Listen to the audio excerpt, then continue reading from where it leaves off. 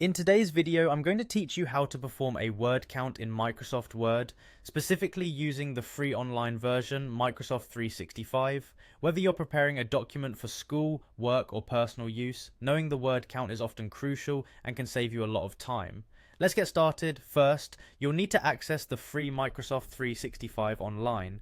To do this, open your web browser and navigate to the Microsoft website where you can access Office applications for free.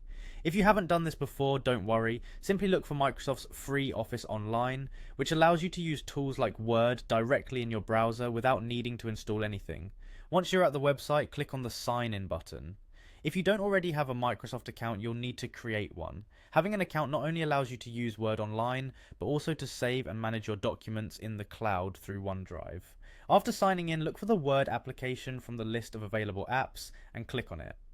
Opening this will either take you to a new document or let you browse your existing files. Now it's time to open the document for which you want to check the word count. Navigate to the document through your OneDrive or simply create a new one if you're starting fresh. Once your document is open, we can move to find the word count functionality. Look towards the top of your Microsoft Word interface and click on the menu labeled View. This menu provides different layouts and views for your document. Adjusting this sometimes gives you a clearer picture of how your content is spread across pages, but for our purpose today we'll use a different menu to find word counting options. Next to the View tab you'll find the Review tab. Click on this to find a collection of tools designed for proofreading and analysing your document.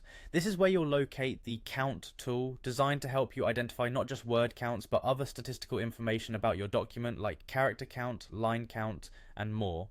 In the Review tab, you'll see an option for word count. Click on it, and a small dialog box will pop up.